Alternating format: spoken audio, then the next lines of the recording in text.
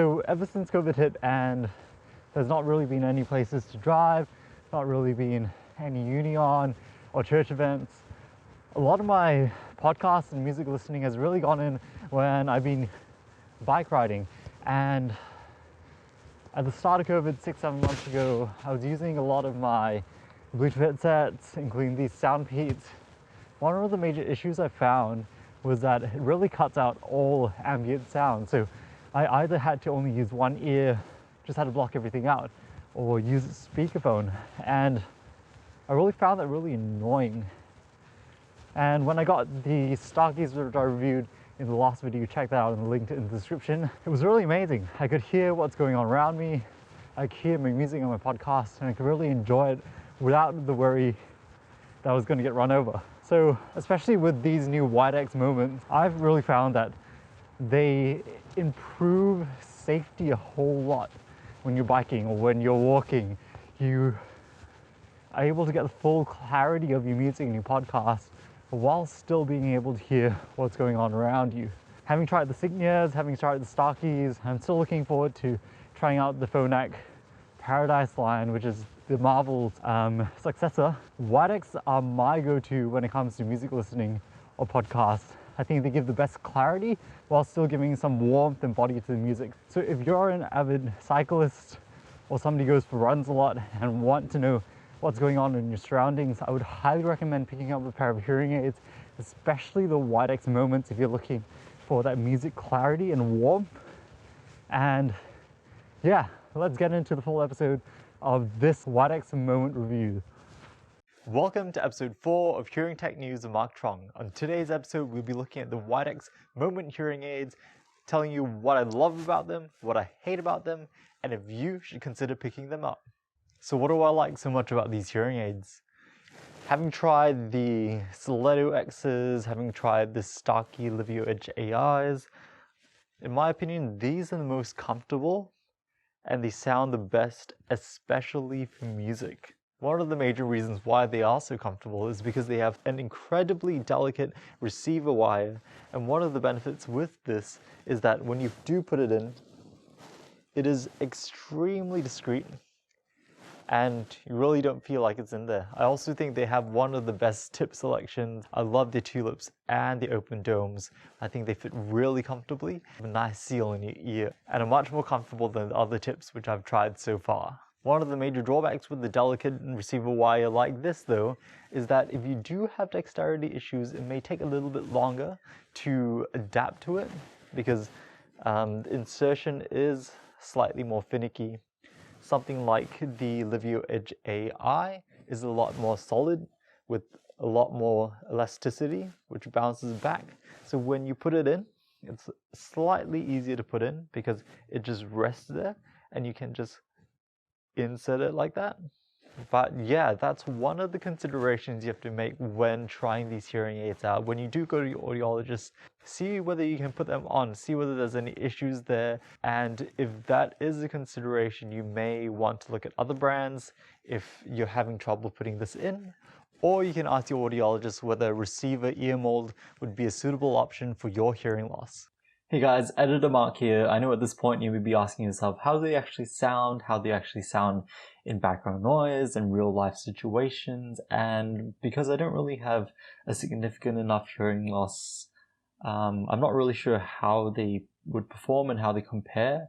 But if you're interested, I would highly recommend you check out Jeffrey Cooling's Hearing Aid No article on the new Widex Moment range. He gives a great explanation of Widex's technology of zero delay and a lot of the feature sets and differences between the different levels of technology. So if you're interested in finding out more information about the sound quality and the feature sets, I would highly recommend you check out Jeffrey Cooling's article on Hearing Aid No. I'll leave the link in the description.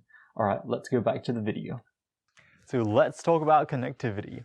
Widex Moment devices are iPhone compatible, so you can do direct streaming and control from your iPhone, and they're set to launch direct Android streaming capabilities over the next few months. I found that streaming directly from the Moment to an iPhone 6s, the connection isn't as good as the Signias or the Starkeys.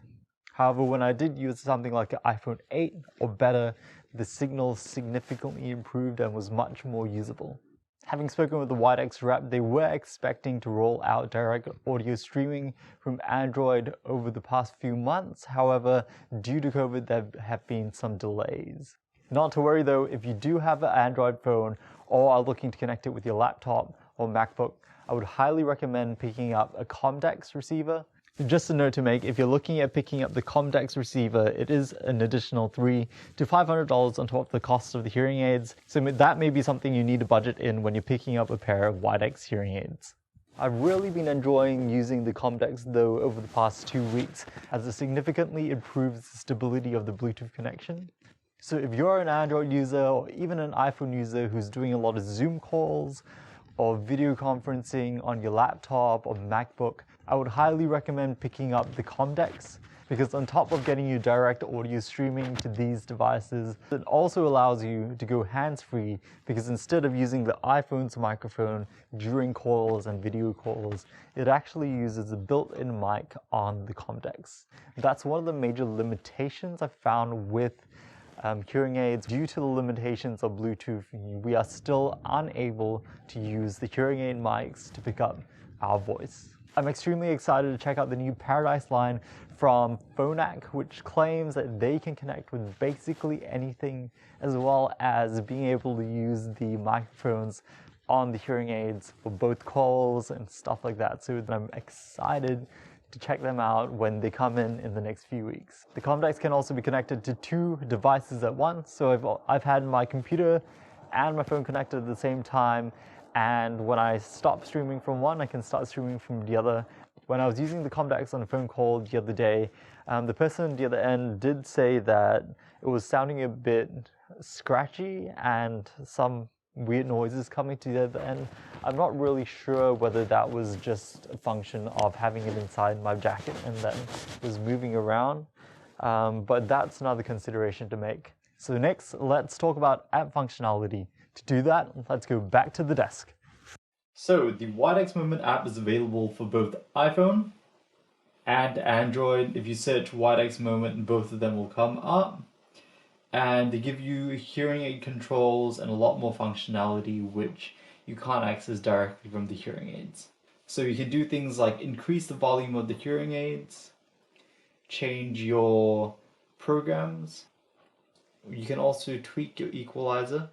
Additionally, when you are streaming to the hearing aids, the app goes into a streaming mode. So you have either a streaming speech preset or a streaming music preset, and you're also able to change whether you want more surroundings or more music, how much you want on the left and how much you want on the right, and you're also able to control the equalizer. I love how intuitive and how easy the iPhone app is.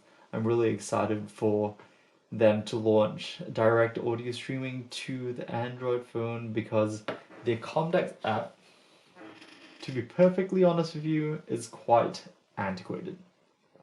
So when you do have your hearing aids connected to your COMDEX, one of the issues with the app is that you can only turn on or off your surroundings, and there is no surrounding control. So I'd really love if Widex could even just change this to surrounding volume and just make the volume buttons the media control. That will help immensely. Hey guys, I thought I'd reshoot this part of the video talking about the charger and one of the major flaws of it. We've had quite an eventful year here in Australia. We've had bushfires and then COVID, and then here in Victoria we are the only state in lockdown, and in Melbourne we're in stage 4 lockdown, which means we can't go out further than 5 kilometers, and last night we had a statewide blackout because of the wild winds, and that really accentuated to me one of the major flaws of these chargers. Although they're built to be desktop chargers and they're meant to be plugged into the wall, I don't understand why they don't have internal batteries. Internal batteries come in $20 or $30 earbuds, and the earbud case is literally half the size of it. And it means that people can charge it 3-4 times. This is my favorite case and favorite charger, the Signia Styletto X. It has an internal battery, so it can always stay charged even if you don't have direct power. There's USB-C charging, wireless charging on the back, and a nice safe clasp with the magnets so your hearing aids don't fall out. And I don't understand why more companies don't do this. Stocky have a big and bulky charger with an internal battery and a case. I respect that. Resound have one, but a lot of companies like Phonak and Widex, like I'm reviewing right now, don't have an internal battery. And when I woke up this morning, these were dead because they didn't self-off and they didn't have an internal battery. So in the case when your power goes out or there's a blackout or you forget to plug it in, when you wake up in the morning, your hearing aids are useless. And if we're expecting our patients to use their hearing aids each and every day to communicate with their family and their spouse and their medical personnel, their nursing home staff, how do we expect that they're going to use their hearing aids if they wake up in a blackout and it's no longer working and they can't see anything, they can't hear anything? We can't expect our 70, 80, 90-year-old patients to be carrying around power banks. Like, I have a power bank, but it's currently dead because I used it to charge my phone. So I really just want to make a call out to these companies, Widex, Phonak, and a few other hearing aid companies, to really start baking in internal batteries into your systems, because we need redundancy. We need to hear. And if an event like this happens, how are we going to hear? Alright, let's get back to the video. If you're looking at finding out more information about these Styletto X hearing aids, please get subscribed, as I'll be dropping the full review in a few weeks' time. One of the features which I really love that Widex have is their ability for clinicians, especially in times of COVID or lockdown, to remotely video call into you. So if they send you out one of these Widex remote links, they will be able to program your hearing aids, fine-tune them, and check any settings which have gone wrong. So this is one of the features which really sets them apart from everyone else. Everyone's telehealth options are quite limited. You can't do some of the functions, but if your clinician does send you out a Widex remote link, they have pretty much full control over your hearing aids, meaning if you have any problems, this is a fantastic option. So if you're looking for a pair of hearing aids with great music playback where you're able to hear the depth of the chords, the clarity of the speech, and the brightness of the cymbals and the instruments up top, these are an amazing pair of hearing aids, as long as you're willing to live with the case, or if you're looking at picking up the model with disposable batteries. So if you like this video, please give it a like, subscribe for more videos like this, and share it with your friends if they're looking at picking up a pair of hearing aids.